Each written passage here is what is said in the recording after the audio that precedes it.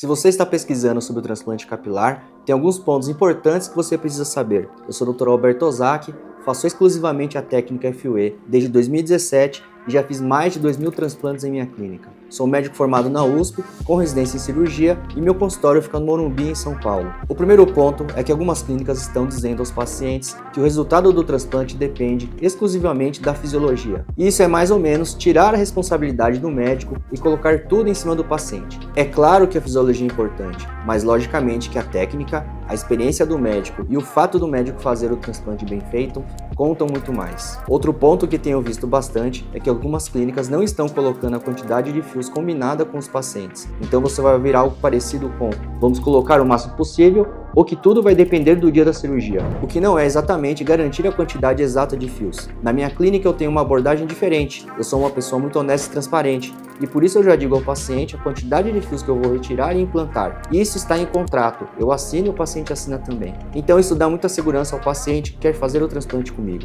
E indo mais a fundo, eu vejo hoje também o oposto, que é quando uma clínica promete algo exagerado e você tem que ter uma luzinha na sua cabeça quando ouvir isso. Por exemplo, que vão ser implantados 20.000 fios em um dia, e isso eu já comentei anteriormente na minha rede social. 20.000 fios são uma quantidade muito grande de fios. Isso equivale aproximadamente a 8.000 enxertos em média. E para uma pessoa colocar uma quantidade tão grande em um dia, ela teria que utilizar, além da área doadora inteira, e isso quer dizer que vão ser retirados fios do pescoço, da costeleta da frente e até aqueles fios bem finos em cima da orelha. E além disso, toda a barba do paciente, não somente embaixo do pescoço, mas também do queixo do rosto, subindo muito acima dos limites aceitáveis. Mas vamos supor que um médico consiga fazer tudo isso. Ele ainda vai ter que começar a cirurgia às 7 da manhã e terminar até no máximo às 19, ou seja, em apenas 12 horas. Então você pesquisa e descobre que essa clínica opera 5, 10 pacientes em um dia. Ou seja, será que 2 pacientes são feitos no mesmo dia? Então claro que você tem que suspeitar muito dessas informações. Além disso, o transplante capilar não é uma corrida,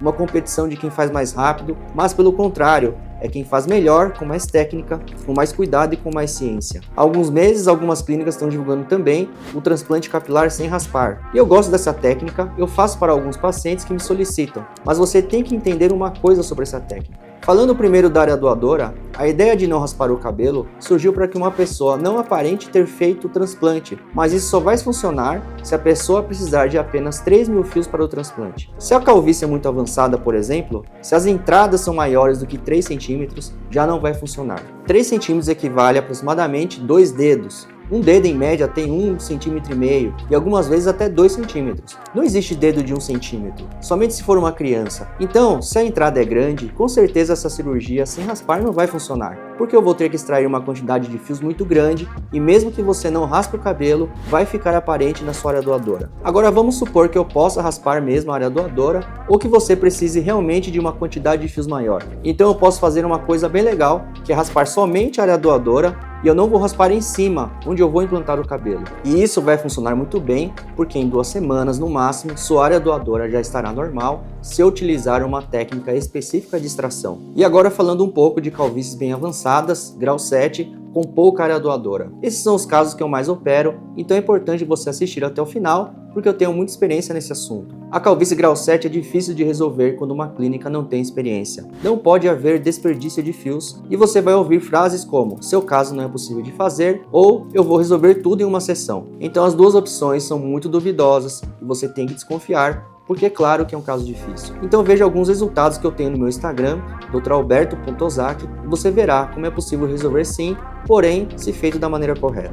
Muitos pacientes com grau 7 resolveram 100% da sua calvície, porém tem algumas condições para que isso aconteça. E além de ser visual, isso quer dizer que eu tenho que medir sua cabeça e desenhar sobre ela. Eu também preciso analisar a sua área doadora. Eu raramente falo ao paciente que não vai ser possível, porque temos também a barba e os pelos do tórax, e você tem que saber que não é qualquer pelo de barba e de tórax que vai funcionar. Mas se você fizer da maneira correta, vai ficar bom sim. Então, não desista antes de ouvir a opinião de um profissional habilitado com esse nível de complexidade. E também não aceite uma opinião milagrosa, algo que pareça muito fácil de fazer. Tome muito cuidado com isso. Se você assistiu até aqui, com certeza você é um paciente que está preocupado com o seu resultado. Então fale comigo agora através do QR Code para receber um orçamento.